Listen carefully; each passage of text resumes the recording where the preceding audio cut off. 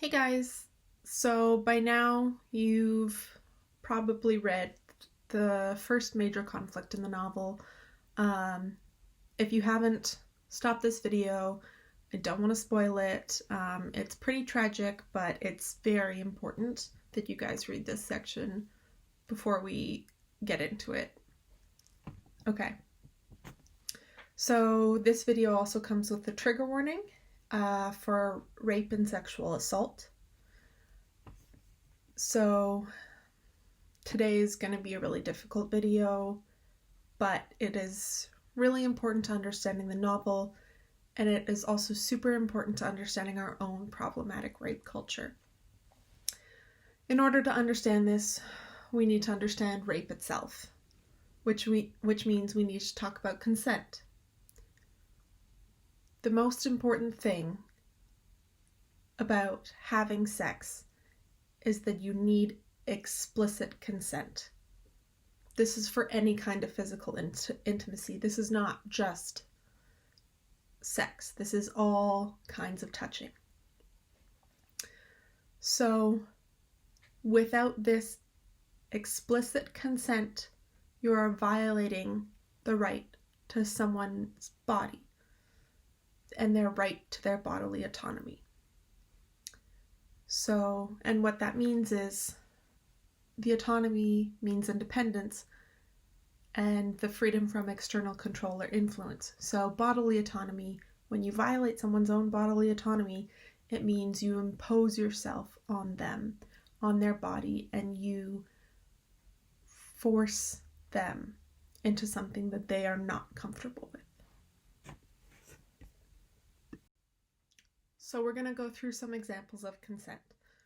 And just to be clear, what I mean by explicit consent is a clear yes without influence.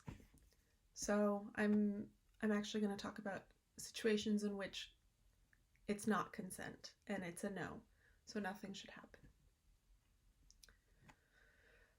You are tricked, bullied, or threatened until you say yes. You are too scared to say no.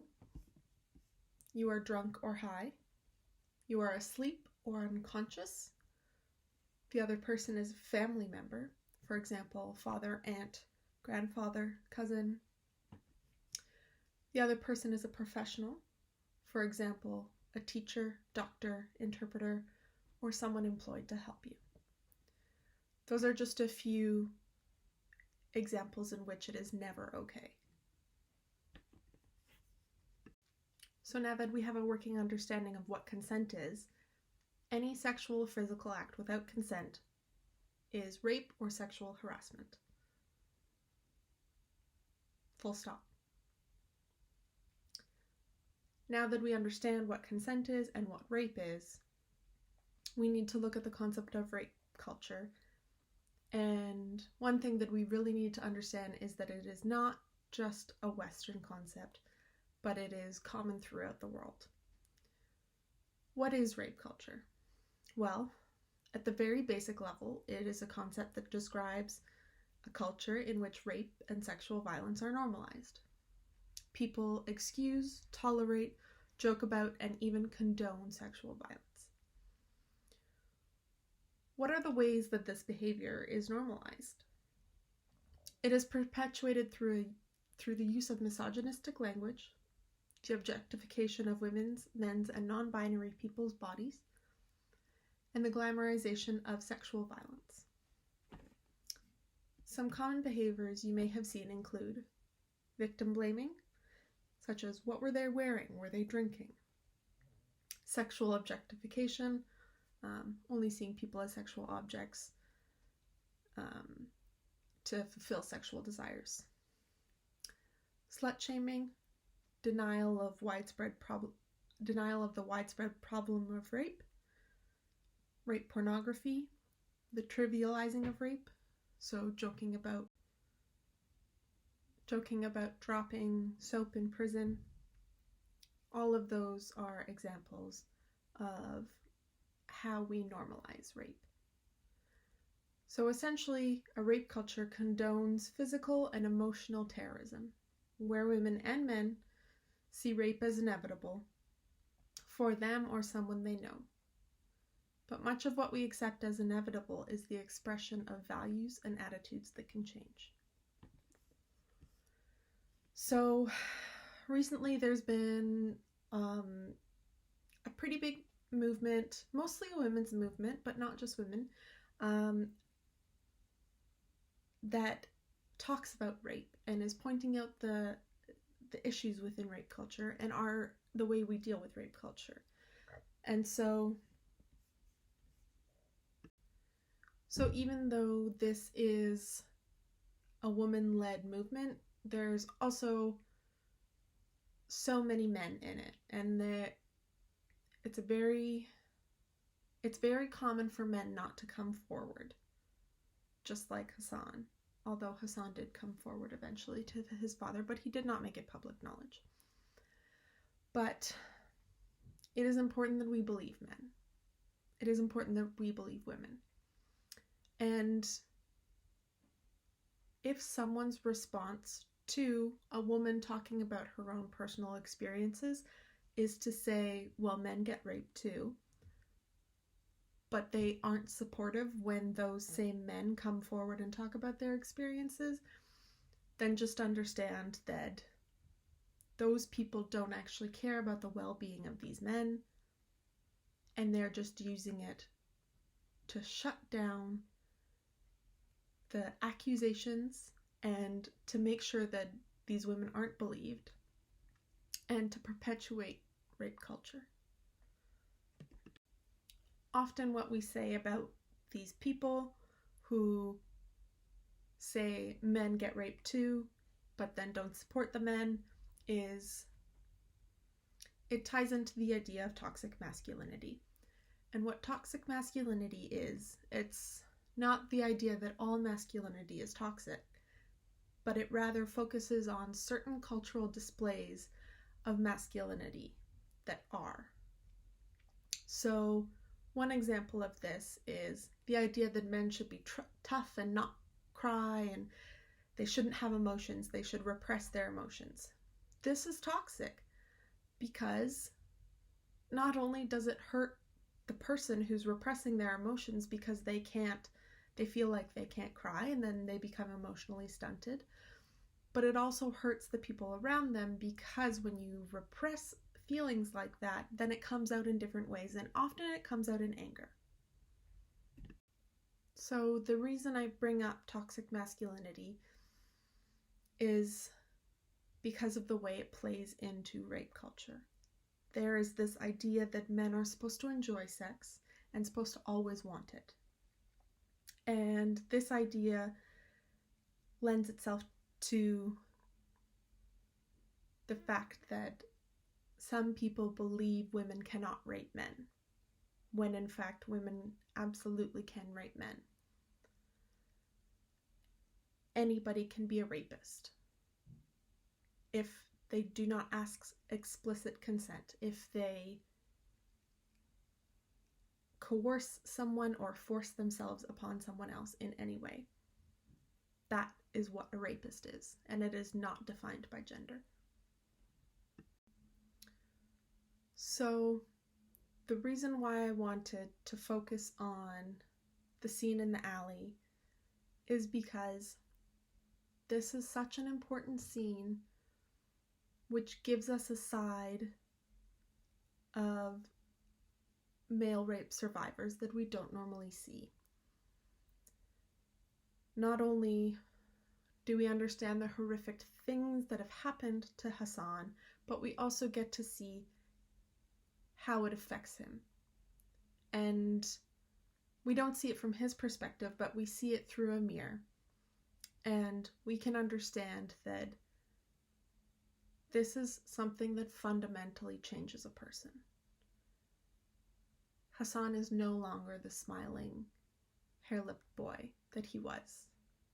He is no longer a child after this. Another thing we need to understand about rape is that it is about power. It is about establishing your dominance over someone else. And this is especially clear in how Asif violates Hassan. So, looking at the way that Asaf initially comes for the kite, and when Hassan will not give the kite up, he then gets this idea of something much worse that will harm Hassan in every possible part of his being. Asaf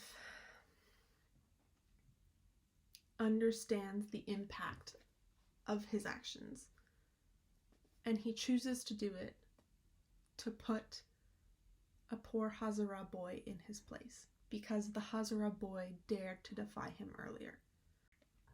I want to draw your attention to the line on page 81, where it says, Hassan didn't struggle, didn't even whimper. He moved his head slightly, and I caught a glimpse of his face. I saw the resignation in it. It was a look I had seen before. It was the look of the lamb. So I wanted to draw your attention to that because I wanted your thoughts on how is it fair that it is the lamb that is sacrificed? Why do you think that the person who is so good, who seems to have no faults, is the person that this tragedy happens to? Amir, who is so full of... he's flawed. Who's so flawed. He has to live with the guilt, but this action doesn't happen to him. He is not sacrificed. He is not taken. His innocence is not gone in the same way. He has not been violated in the same way. So, why Hassan? Why the lamb?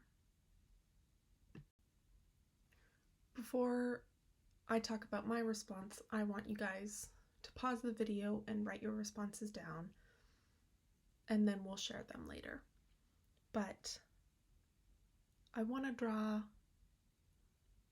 some bigger picture ideas here for us. So I want us to consider Afghanistan as a country. And Afghanistan is flawed as a country, and it was flawed during the monarchy, but from 1933 until 1973, it was a time of peace. And it wasn't really until outside influence of communism and capitalism, the USSR and the USA, that Afghanistan started to experience a lot of turmoil. So, what I'm trying to say is that Afghanistan in this instance is the lamb, and the two superpowers of the world at the time are slaughtering it. They are literally coming in, invading the country, and raping it of resources and killing all the people. So I want to connect these ideas to imperialism and colonialism. I want to...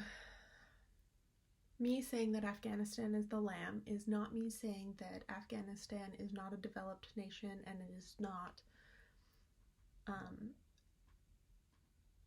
as capable as the two superpowers. It is me saying that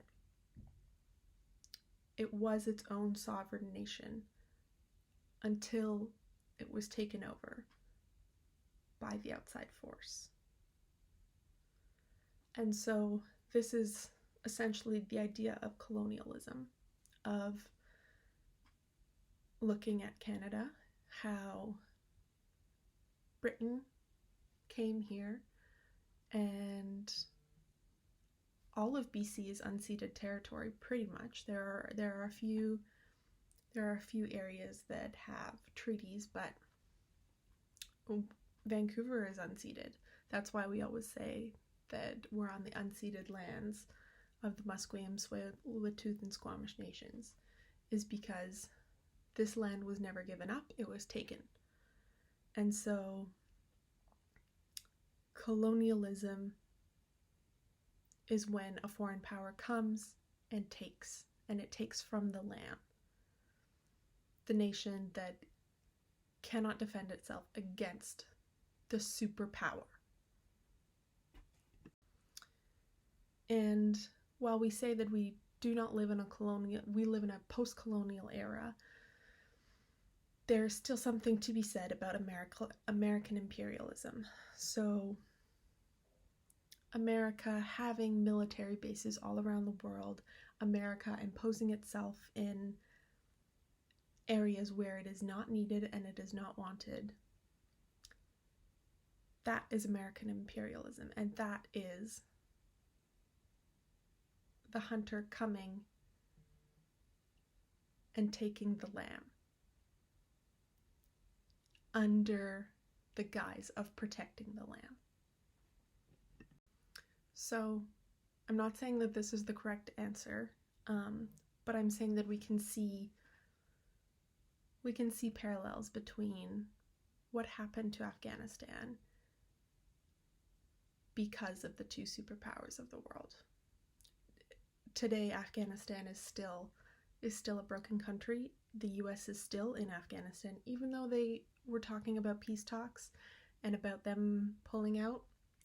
It hasn't happened, and there hasn't even been a ceasefire. So when Hassan loses his innocence is the same time that Afghanistan also, in a sense, loses its innocence. It loses its independence. And there's no denying that the lasting effects of colonialism, of imperialism, of these superpowers forcing themselves on these nations, they're damaging, and they ruin countries, and they ruin the population of the countries.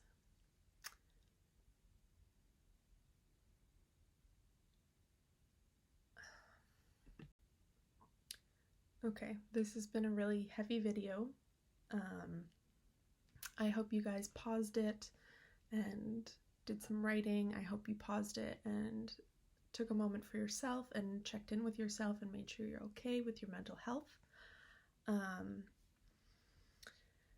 It's a lot, so if you felt like you couldn't take all this information in and you just weren't in the right headspace for it, that's totally fine. That's why it's a video for you to come back to. But this is a really important scene, and we will be talking about it again in the future. So if you're uncomfortable, you absolutely can come talk to me about this. So to end off, I want to thank you guys. I know it can't have been easy to hear. I know it was a difficult topic. So I'm really proud of you for sticking with this. And I really think that we're going to have some great discussions about the book, about these ideas in the future. And I hope you guys have a better rest of your day than what I've been talking about so far. See you soon.